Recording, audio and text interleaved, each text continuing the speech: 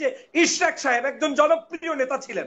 ইশরাক সাহেবের একটা পোস্টের মধ্যে শুধুমাত্র নির্বাচনকে কেন্দ্র করে তিনি যে থ্রেট করা একটা পোস্ট দিলেন ডক্টর মোহাম্মদ ইউনূসকে ইঙ্গিত করে, সেই পোস্টে যদি 1 লক্ষ লোক রিয়াক্ট দেয়, তার 99,000 লোকে দিয়েছে হাহা রিয়াক্ট।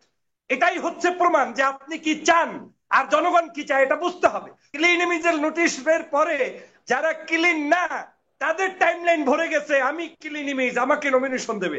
তার মানে ক্লিন ইমেজের নমিনেশন নিশ্চিত হওয়ার জন্য এখন আসলে যে কারা ক্লিন ইমেজ, হোয়াট ইজ তাদের কোয়ালিটি, কি মানদণ্ডের ভিত্তিতে আপনি ক্লিন ইমেজ খুঁজবেন, সেটা এখন বিএনপি কে আবার খুঁজতে হবে।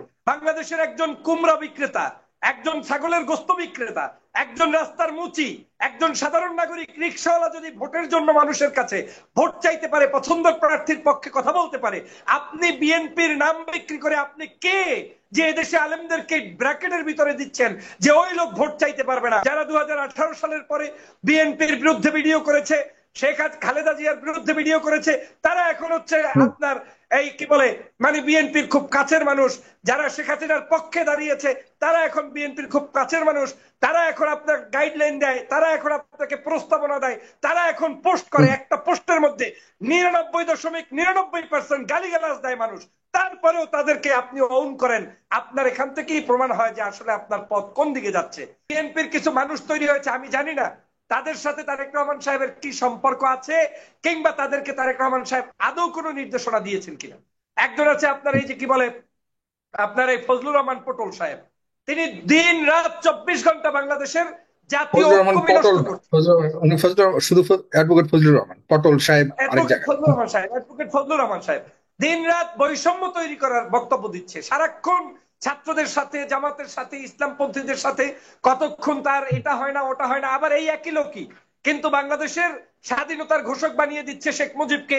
অথচ আমরা গত 16 বছর পর্যন্ত স্বাধীনতার ঘোষক হিসাবে আমি টকশোতে যতগুলো আপনার কাছে এসেছি আর যেটা আমি ইতিহাস থেকে জেনেছি, শহীদ রাষ্ট্রপতি জিয়া রহমান। এখন এই যে লোকগুলা যারা আওয়ামী লীগের লোক, ছাত্রলীগের লোক, তিনি এসে আবার বলছেন আলেম ওলামা হেলিকপ্টারে চড়ে, ইসলামপন্থীরা এত কিছু চলে, এদেশে নাকি ব্যান্ড হয় না, বাণিজ্য হয় না, সিনেমা হয় না, গান হয় না। কে বলছে ওনাকে এইসব উদ্ভট কথা?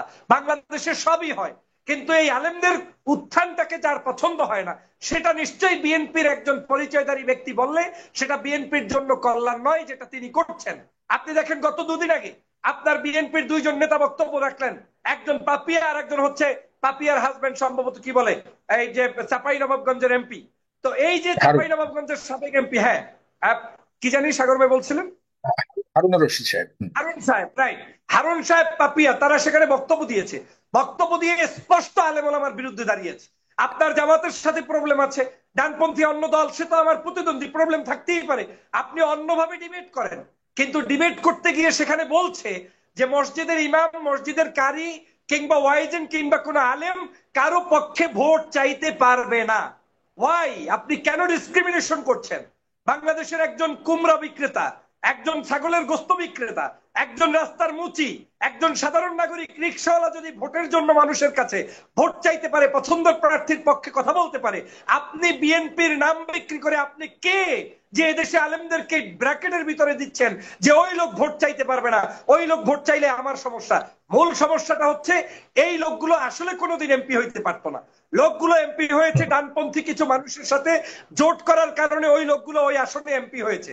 যখন দেখেছে এইবার জোট নাও হতে পারে, তখন তারা এখন যে কোনো মূল্যে বিএনপি কেও ডুবাবে, নিজেও ডুবছে এইটা নিশ্চিত হয়ে তারা এখন খামাখা আমাদের এই দেশের ডানপন্থী মানুষদের সাথে একটা বিষোদ্গার তৈরি করছে। আমি চাই বিএনপি তার 31 দফা নিয়ে আন্দোলন করবে, জামাত তার 40 দফা নিয়ে বর্ণনা করবে, ছাত্ররা তাদের ছাত্রদের বৈষম্য বিরোধী আন্দোলনের চেতনা নিয়ে আন্দোলন করবে, জনগণ ভোট দেবে, যাকে খুশি তাকে দেবে, তারপরে নির্বাচন হবে। আপনি তো সৎ পন্থায় মার্কেটিং করার যথেষ্ট পলিসি আছে।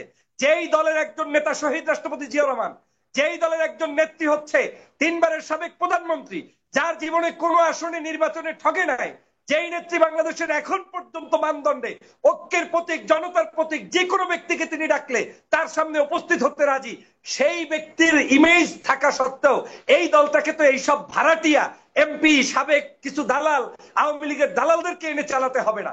এটাই আমার দুঃখের জায়গা যে এই দলটার আজকের এই দালালদের হাতে আবার পড়ে গিয়েছে কিনা, এবং এটার খেসারত বিএনপি কে অবশ্যই দিতে হবে। আমি চ্যালেঞ্জ দিয়ে বললাম, এই দল কোনোদিনই ধর্ম বিরোধী কিংবা ইসলাম বিরোধী কিংবা ধর্মীয় মূল্যবোধ বিরোধী চিন্তা চেতনা লালন করে কোনোদিন ক্ষমতায় আসতে পারবে না।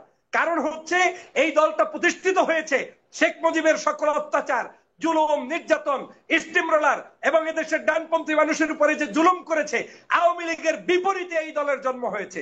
অতএব আওয়ামী ক্যারেক্টার যদি এই দলের মধ্যে প্রতিষ্ঠিত হয় তাহলে এই দল কোনোদিন টিকবে না। এখন দেখেন অনলাইনে অনেকে অ্যাক্টিভিজম করে, সেখানে তারা এখন এমন অবস্থা, যারা 2018 সালের পরে বিএনপির বিরুদ্ধে ভিডিও করেছে, শেখ খালেদা জিয়ার বিরুদ্ধে ভিডিও করেছে, তারা এখন হচ্ছে আপনার এই কি বলে মানে বিএনপির খুব কাছের মানুষ, যারা শেখ হাসিনার পক্ষে দাঁড়িয়েছে তারা এখন বিএনপির খুব কাছের মানুষ, তারা এখন আপনার গাইডলাইন দেয়, তারা এখন আপনাকে প্রস্তাবনা দেয়, তারা এখন পোস্ট করে, একটা পোস্টের মধ্যে 99.99% গালিগালাজ দেয় মানুষ, তারপরেও তাদেরকে আপনি অন করেন।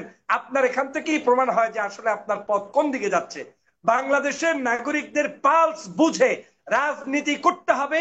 এবং আমি বিএনপিকে ধন্যবাদ জানাই যে তারা বলেছে বিভিন্ন জায়গায় ক্লিন ইমেজের লোকদের খুঁজবে। আমি এই নোটিশের পরে দেখলাম ক্লিন ইমেজের নোটিশের পরে যারা ক্লিন না তাদের টাইমলাইন ভরে গেছে, আমি ক্লিন ইমেজ, আমাকে নমিনেশন দেবে।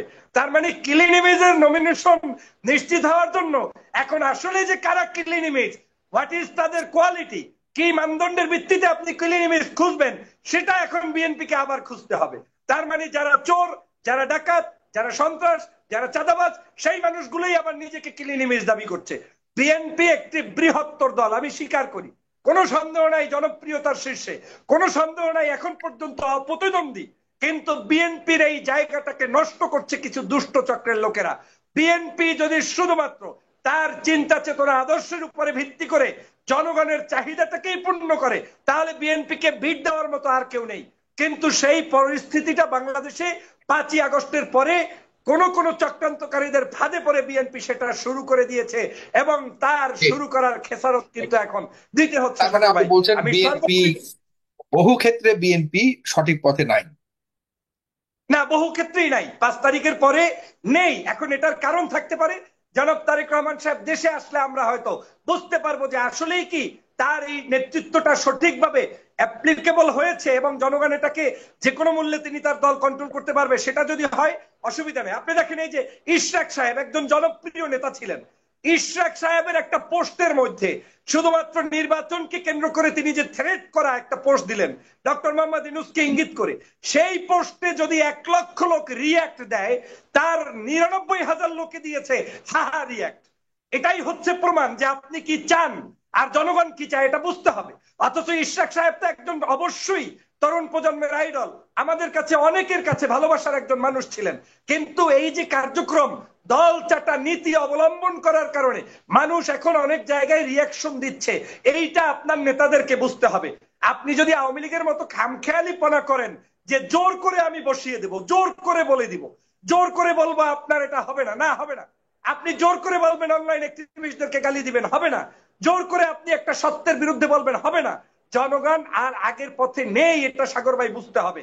অতএব বিএনপির জন্য সহজ মাধ্যম হচ্ছে জনগণ কি চায় সেটাকে জনগণের সামনে উপস্থাপন করে জনবান্ধব নেতা তৈরি করে, প্রয়োজনে সেই লোকগুলো যদি বিএনপির সমালোচনাও করে তাদের তালিকা সবার আগে করা উচিত। কারণ যে লোক বিএনপির গুলশান অফিসে ঘুরঘুর করছে এখন, হয়তো তার টেন্ডারবাজির নিয়ত আছে, হয়তো তার সন্ত্রাস চাঁদাবাজি করার নিয়ত আছে, হয়তো তার এমপি মন্ত্রী হওয়ার নিয়ত আছে, কিন্তু যে লোকটা আপনার সামনে অকপটে আমার মতো আপনাকে স্পষ্ট ভুলগুলো ধরিয়ে দিচ্ছে তারাই বিএনপির প্রকৃত বন্ধু। এই বন্ধুদেরকে যদি তারা চিনতে ভুল করে তাহলে বিএনপির খেসারত দিতেই হবে। এবং এই দিতে গিয়ে আমি তো আর আপনার সারা জীবন এই কানি টানবো না, আপনি তো আর টানবেন না, মুন্নি চৌধুরী টানবেন না। ডক্টর ফয়জুলকে আপনি বললেন তিনি জামাত শিবির সমর্থিত, অমুকের সমর্থিত, চরমনার সমর্থিত, কিংবা আপনার বিএনপির মধ্যে একজন ডানপন্থী। আমি 30 সেকেন্ডে শেষ করবো সাগর ভাই এই পয়েন্টটা বোঝানোর জন্য। বাংলাদেশের বিএনপি দাবি করে যে বিএনপি একটা বিশাল দল, যে কোনো মতের মানুষ থাকতে পারে।